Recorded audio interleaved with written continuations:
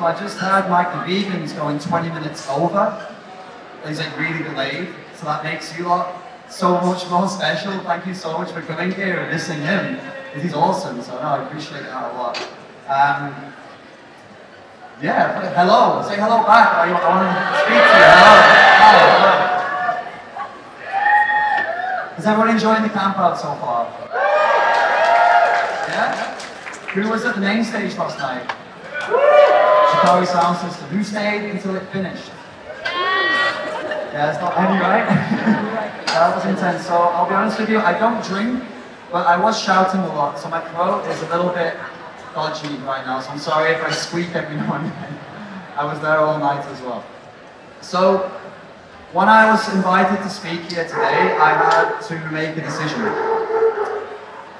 Yeah, I had to decide whether to go for a talk that was going to be more like James Askey style, and Ed style, that was going to make everybody cheer and laugh and smile and love me, or to give a talk that was on a bit more of a tough subject that might make most of you hate me, but it needs to be talked about. And I chose the second one. Woo! So, on that note, you might hate me after this, you might hate me during this, but it's okay to disagree. I'm sure many of you are going to disagree with me on some of the points I'm going to make, and that's fine. And that's the beauty of being human. We have opinions, we can disagree with each other. And we're going to talk about some very sensitive topics, of course. Veganism, culture, and tolerance. Yeah, it's about to get a bit serious. So let's take a look at what we're talking about here. So, first of all, who am I? My name is David. I'm from England. I'm from Chorley, Lancashire. Anyone else from Chorley? Chorley? Anyone from Lancashire? Cool, that's nice. Got a little representation over here. So yeah, and this is my social media. You might be a bit confused right now if you're seeing that and you don't know anything about me, because that says fitness, and it also says skinny vegan fitness. So I started my social media channel all about fitness, and it was pretty good. It got relatively successful, and I quickly transferred it all into activism, because that was always my real passion. I just felt that maybe I could get a hold on things by coming in a fitness angle. It worked out pretty well. So that's where you'll find all my videos and all my stuff and a bit about me. As Andrew mentioned, I've been working with the SAVE movement. I've been working as a full-time activist with the SAVE movement now for about a year. I've been an activist for about 2 years, and a vegan for about 10 years. You're cheering me, but you shouldn't cheer me. Let me repeat that. I've only been an activist for 2 years, but I've been vegan for 10 years. You should boo me. That's a boo. What have I been doing my whole life? No, I got into activism because I was born vegetarian, okay, and my mum took me to activism when I was younger, and she made me hate it. So when I got older, I hated it. I thought it was like it was when I was younger, and I remember her dragging me, so it took me a while to break through that barrier, but here I am now, at least. Here I am now. And more specifically, I've been working with the SAVE movement in India. For the last 5 or 6 months, I spent that time in India and also in Thailand working with the SAVE movement. And yeah, it was very tough. It came with a lot of challenges. It was mainly going to slaughterhouses and giving talks and inspiring the local communities, working with them. Please be quiet! Leading from the back. Yeah, be quiet, come on guys, what's going on? No, it's okay, keep talking. It's okay. And yeah, as I was saying, very challenging, very tough. India is a tough place to live. Is anyone here from India? Yeah? Has anyone lived in India also? So you'll know, if you're from India, maybe it wasn't so difficult for you to live there, but those who are not from India, it's very, very different, right? It's tough to get used to, and especially seeing animals being killed right in front of you, which you can see every day if you want to. You can't see that here. So that's what I've been doing for the last 5 or 6 months. We're going to talk about India a little bit more later as well. One more thing to know about me. I used to say things like this. You do you. I'm not one of those vegans. I respect you and your choices, and I'm the one who's different. It's normal to not be vegan. I used to say that stuff a lot for the first 8 years of my vegan life. My reaction to that now is that. I look back at myself and I'm like, why was I saying those things? And I know there's many of you here that are still saying those things. It's okay, I'm not going to make you put your hand up. That would be really mean. And I know there's many of you here that used to say those things. In fact, I would go as far as saying that most of you here have said these things at some point in your vegan life. But why? We're not doing anything wrong. Why are we apologizing and speaking in this way? I put it down to this. Culture. The ideas, customs, and social behavior of a particular people or society. Because when we go vegan, what are we doing? We're rejecting the culture. So we feel like we should apologize for that, right? We feel like we're the weird ones. We should apologize for being different. And we also believe that we shouldn't question it, right? But before I go on, actually, I want to make sure we understand what I'm talking about here, because people seem to confuse culture with other things. Culture can be any culture that you're part of or not part of. It can be here in England, it can be your parents, it can be your work, it can be your friends. For example, a common thing in British culture is to apologize. And then apologize for apologizing. Yeah? We know that, right? For example, if you're in a vegan restaurant and they bring you the wrong dish, you'd probably just eat it, wouldn't you? You wouldn't send it back. British people don't like making a fuss. Or you would apologize for them serving you the wrong dish. Right? That's British culture, for example. Not everybody, but a lot of people. The only people that we share that with, to my knowledge, are Canadians. Canadians? Any Canadians? Yeah. Sorry. Oh, that's such a bad joke. But anyway, yeah, that's my point, okay? That's what I'm talking about when I talk about culture. And as I said earlier, we get uncomfortable when we question culture, don't we? Because it's frowned upon, isn't it? You shouldn't question culture. You shouldn't question it, ever. It's one of those big things that can't be touched, like religion. You can't question them. If you do, you're a bad person. But why? What's the logical reason behind it? I think it's this. Tolerance. Well, how is the tolerance? What do I mean? Well, sympathy or indulgence for beliefs or practices differing from or conflicting with one's own, or the act of allowing something is known as toleration. And in our Western world right now, we are obsessed with this, and for good reason, because in the past, let's be honest, the West has been quite intolerant of other cultures, hasn't it? Right? There's no doubt. But in today's world, we're so obsessed with being tolerant that sometimes it becomes harmful. Let me show you some examples. Remove your shoes. Don't swear in my house. Pray before eating. Dress appropriately. These are all examples of cultural differences that we could have between each other here in the UK or between UK and other countries. You know, these are all examples. Let me explain how they can be expanded. So, remove your shoes. That could just be simply, I don't want your dirty feet in my hands. Take them off, take your shoes off. Or it could be, if you walk into this place, then you are offending my gods. Because some people make it a religious thing, and that's absolutely fine also. No swearing. Again, it could be, some people believe swearing is a sin. Others just don't like it. But we respect it either way, don't we? It's fine. Tolerate it. It's not hurting you, just do what they say. Absolutely fine. Pray before eating. Again, that can be in Christian cultures, it can be in Hindu, Islam, any religion. Or it could just be people that like to say some nice words before they eat. It doesn't have to be religious, but it's a cultural thing still. Finally, dressing appropriately. That can be oppressive. We know that it can be oppressive, but I'm not talking about those types of appropriate dresses right now. I'm talking about as in, going into a place of religion, they say, men and women, please cover your shoulders and knees. You'll do it, won't you? It's okay, why not? These are examples of when differences in culture should be celebrated and explored, right? Because they're not harming anyone. Just do it, it's okay. We tolerate it. It's not our thing, it's not what we normally do, but we tolerate it, no problem. But what about when it's something like this? At the dinner table. Try this meat or cheese or non-vegan food.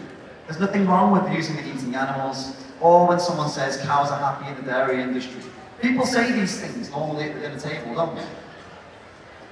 Right? And these statements, they all stem from a violent culture, violent cultural habits. It's where they come from. So are we going to just let that go because it's part of someone's culture? Yeah, okay, I'll try the cheese because it's your culture. I need to tolerate you. Guess not, right? No one's going to do that, are they, obviously? I hope so, anyway. What about when they say there's nothing wrong with using and eating animals? I bet a lot of people here would tolerate that and just be like, okay, let it go. Let it go, it's fine, it's cool. A lot of you wouldn't, I know, but maybe a lot of you would. Even myself, as an activist, sometimes I will let that go. Cows are happy in the dairy industry. Well, that's just a straight lie, but it is something that people believe, and it is part of the culture area that's a thing that we believe here in the UK. People believe that.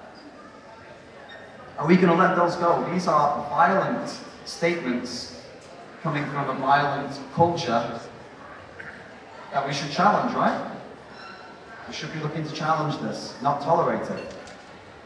Now this is what brings me to the point, the strengths and weaknesses of being tolerant. The strengths I've already mentioned.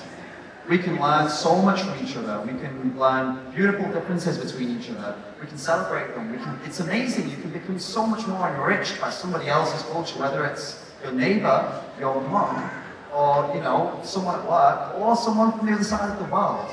We all have something to learn from each other, and that's beautiful. But when it's a weakness, is when we allow things to go by, violent things to pass by us, especially violence to non-human animals, because we have to be tolerant of another's culture. You see how it can be a strength and a weakness. Now I feel right now that a lot of us, especially here in the UK and in the Western world, we are really letting it become a weakness. We're not stepping up when we need to. Now, something I learned in India, I'm going to talk about India a little bit now. Because India, the culture and the religion are one, pretty much. Like, pretty much all of the culture that I experienced in India was directly linked to religion in one way or another. Do you know how difficult it is to be out there as an activist when almost every conversation you have comes back to religion? It's very hard. So, for the activists out there and for myself, they have a very, very big challenge. And actually, it was Indian activists that inspired me to make this presentation and to give this today. This is the first time I've ever done this talk. I made it especially for this event, inspired by the Indian activists I met. And the one thing that they taught me, amongst many, they're not afraid to be intolerant. Even though they are fighting directly against religion a lot of the time, they're not afraid of it and they do it. For example, I met Muslim vegans challenging the Quran, challenging animal sacrifice. Do you understand? That literally puts their lives at risk. I'm not joking. They put their lives at risk.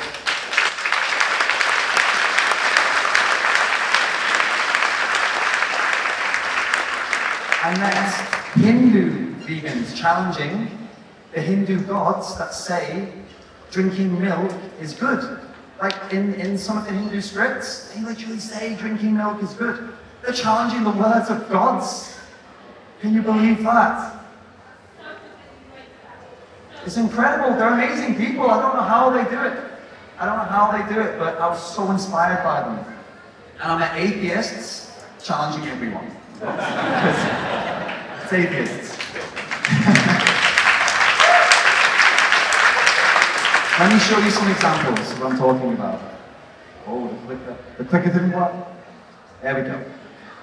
Now, Altab, who's on your right, is the guy that I met out there, one of the activists I met out there, a very inspiring guy. And that's his friend, who I didn't meet, unfortunately. Now, this was taken just a few weeks ago at Eid. Do you know Eid? Everyone knows Eid, the festival, right? Well, Eid, how the Muslim community celebrates Eid is with a mass animal sacrifice. And both of these individuals' houses turned into slaughterhouses on that day. So they were like refugees from their own houses. They couldn't be there. And not only would they not be there, they were very active on social media, and this is what I was talking about. This is not safe to do. This is very dangerous to do, but they both did it. Very impressive. And They were doing more than this. They were doing posts, other different posts, directly challenging animal sacrifice. And it's just such a powerful thing they did. Now, some of you may turn your nose up and be disgusted or sickened when I say, you know, there's a mass animal sacrifice, like thousands and thousands of animals, you know? Maybe that upsets you. But that happens here too in the UK. But it's not Eid, it's Christmas. You get where I'm going here? Turkeys. Millions for one day. We might not call it animal sacrifice, but it is animal sacrifice. Whether people are doing it for Jesus or for God or just because it's tradition, they're sacrificing animals to eat them on that one day. Millions of them. So we have the same thing. I would ask, how many of us are challenging that every year? I know there's a few people that are. One of them's right here. Siobhan arranged a Christmas fast last year. Fasting over Christmas. To make a statement, to say this is not right, and we're not going to let it go just because it's a cultural habit. How many of us can say we do the same? I didn't. I'll admit to you, I didn't do it. But should we do it? I think so. I think we should. I think what it boils down to is what our interests versus cultural habits. I've mentioned our cultural habits quite a lot, but let me define what I mean by our interests. There's a chicken here. Let's imagine you have a chicken. You don't have them, okay? You live with a chicken. You have a companion that's a chicken. Okay, you're caring for the chicken. Would you allow someone to enter your home, take that chicken, kill them and eat them? Of course not. None of you would allow that. All of you would say, no, you're not going to do that. But why? That's culturally acceptable here in the UK. Why not? Because you're caring for that chicken, because you have a relationship, you would never allow them to come to harm. Okay then, but what about all the others? Why do they deserve to die just because you don't know them? Let that sink in for a second. All of us would defend the chicken in our home. But how many of us are going out defending the ones that we don't know? How many of us are saying, well, it's the culture, I'll look after the one that I have, but you know, the ones that are not in my home, it's culture, I can't stop that. It's just they do them and I'll do me. Why do those chickens deserve to die just because of cultural habits? And the one that lives just because of our personal interest? I think that's pretty messed up. I think they all deserve defending, equally, whether we know them or not.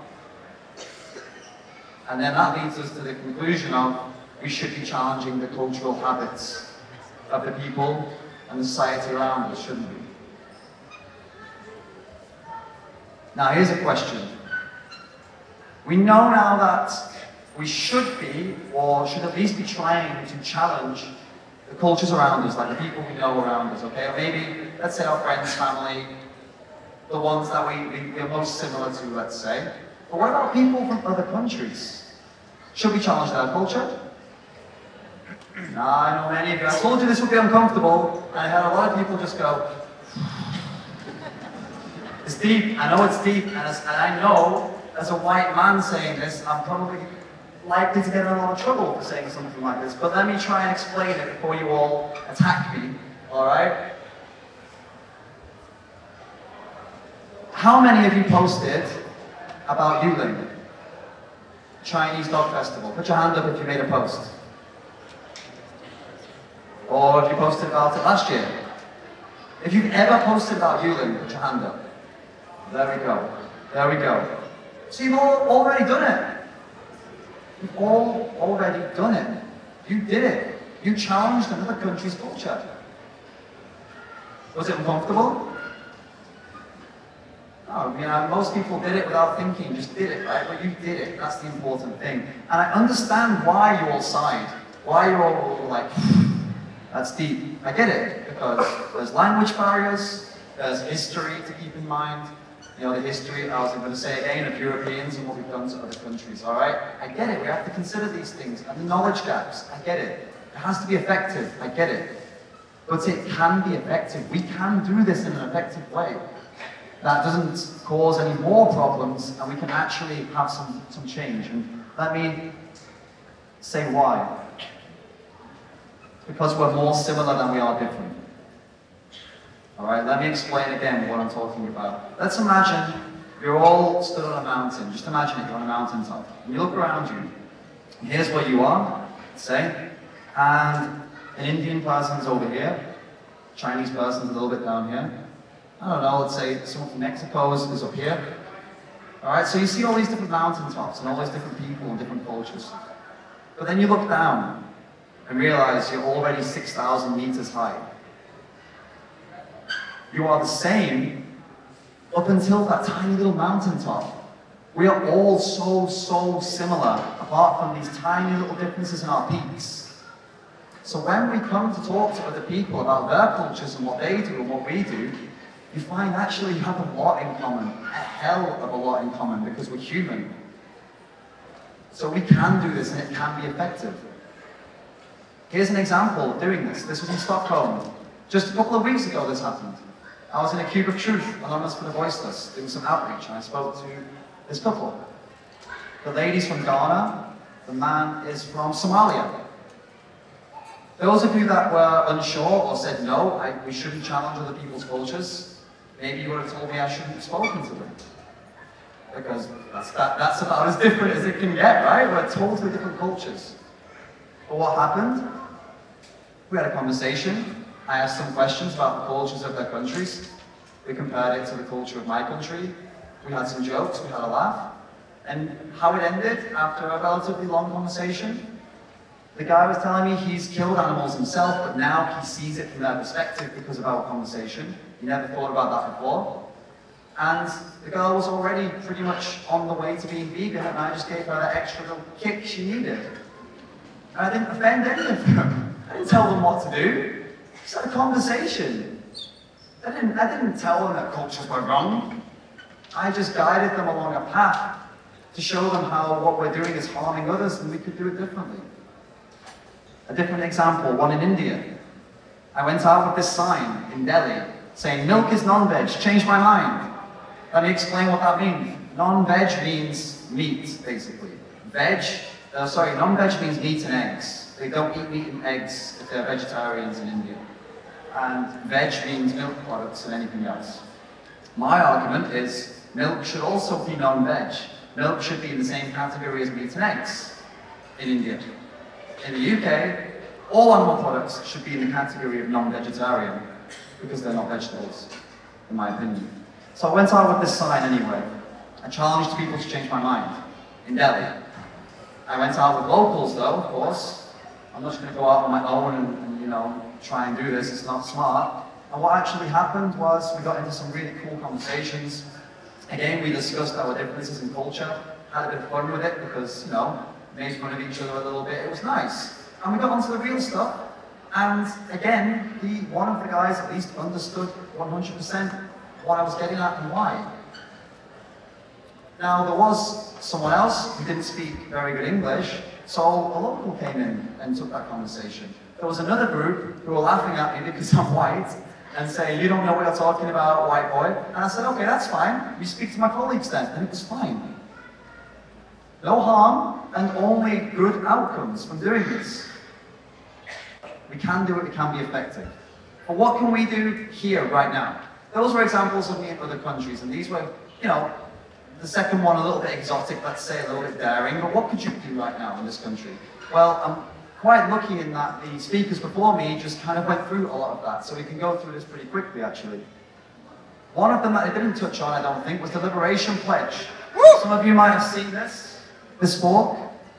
Yeah? Do you know what it is? Put your hand up if you know what it is.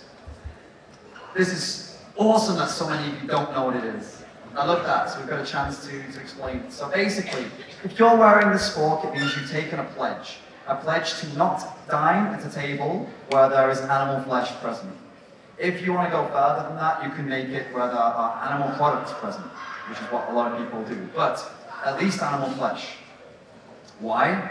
Well, that's what it is. Why? It starts discussions, believe it or not. Some people say, but if you remove yourself from the table, you'll have no discussions. It's not quite like that. By you removing yourself, you start a discussion. And sometimes that discussion goes on when you leave. Like they talk about it without you, which is actually pretty good because they can say what they really think. Right? and it denormalizes meat eating. So we all think it's not normal, of course, but if we sit there and eat with them, and we enjoy our meal and we smile and laugh, we're telling them it's normal, aren't we? Right? We're saying, yeah, this is cool, you keep doing you and I'll keep doing me, and we'll just pretend that I'm not sick and deeply upset by that piece of animal flesh there that came from a tortured animal. You know, it's not fair, is it? And we would do that to ourselves, and that we would disrespect those animals. And it's effective with family, friends, and work colleagues. It's effective all across the board. For myself, I did this in my last job. I was in an office job. I didn't know what to expect. I told my colleagues, I said, listen, from now on, if you want to eat lunch with me, it's got to be vegan. I explained it, and I thought, you know, laugh at me, they're going to make fun of me, they're going to be mean. And they were like, okay. So we're going to try vegan once a week, is that what you're saying? I said, yeah, we'll try vegan once a week, yeah. Oh, cool, that sounds really fun. Where are you going to take us? I'm as shocked as you are, but it went really well. It was about how I explained it. I explained it the same way I just explained to you. Like, I'm not comfortable with it. I don't think it's normal. It upsets me. I want to enjoy my time with you. I don't want to be upset by what's on these plates. I'm an activist. I'm a vegan. Can we, you know, it's once a week. Can we do it? We can do it.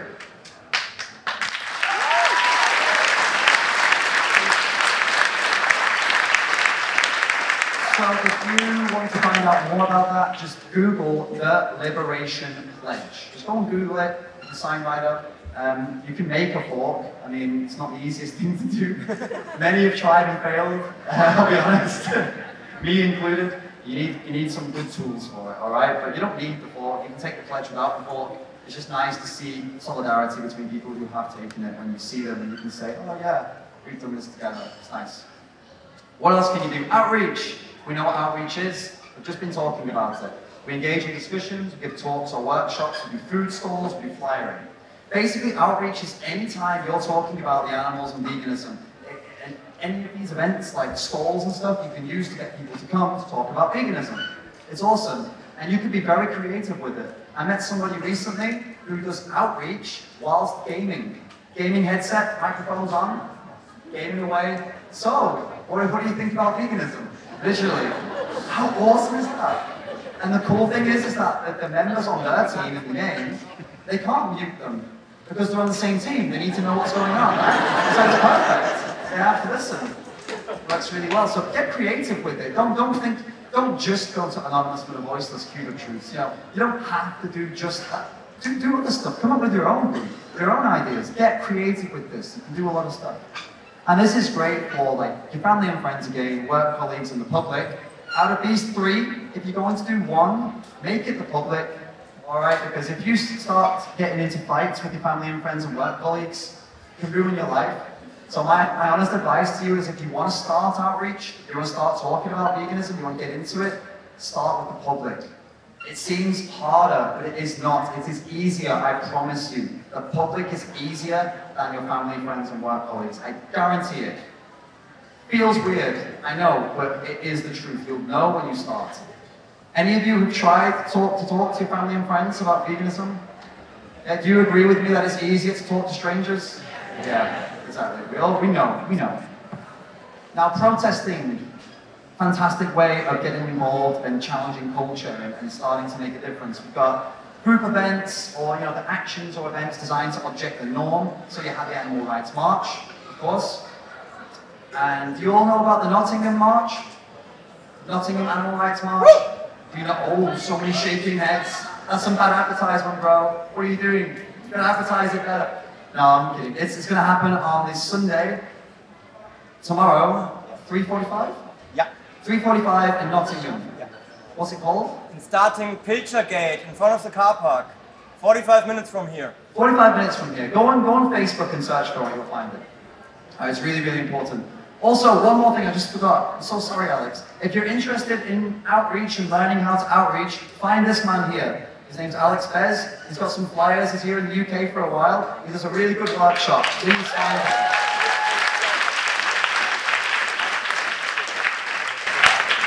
Alright, protests include marches, silent lines, vigils. The Save Movement does vigils. Please get out to vigils if you see them. If you don't know what they are, search for the Save Movement and find them. The silent lines, also really cool. You stand in a line, you're silent, you hold a sign, you hold a laptop. Really cool way to get people interested, and when there's a lot of you, it looks really good. So I'm going fast because I've just been given a 15-minute warning, so we're going to have to speed through. Direct action. Many of you might hate it, or you might see it and think that it doesn't work. It's when activists go into steakhouses and places like that, McDonald's and KFC, and they cause a problem, they cause a disruption. It can also be animal rescue. The whole point of it is to disrupt negative peace. In here, we don't have negative peace because everything in here is vegan and you're all vegan. So everybody is experiencing what's close to an actual peace, truthful peace. If you're in McDonald's, animals have suffered for people to be there and enjoy their time there, so it's called negative peace. When we disrupt that, people get upset. So it's a very good thing to disrupt. It causes people to see the truth, see the reality. And rescuing animals from farms and slaughterhouses, of course, saves their lives and also disrupts the negative peace and disrupts people's days when they see this happening. They see their food being rescued, and there's a nice story attached to it of the recovery. Online activism, not to be overlooked. Please, if you can't do any of that stuff I've just said, you can do none of it. That's absolutely fine, but at least get online and do some activism, please. Online, it is so easy to build a community of people and support and to get your message out there and get it seen by thousands. And I mean thousands. It doesn't take long. Start making some videos, post on social media, get involved in discussions, advertise, make online events, and make videos, images, get in comment sections, sign up for Challenge 22, be a mentor, just do something online. Even if you are doing all of the other stuff, film it and put it online. Even if you think the video was bad, put it online.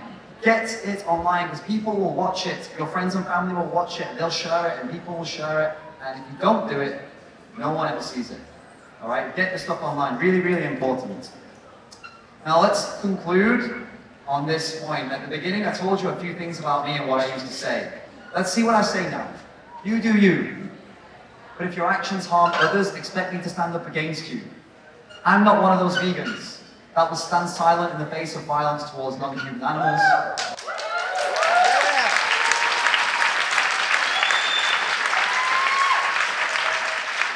I respect you and your choices, unless those choices cause others to suffer. I'm the one who's different. It's normal to not be vegan, which is why I'll keep fighting until it is normal. Yeah!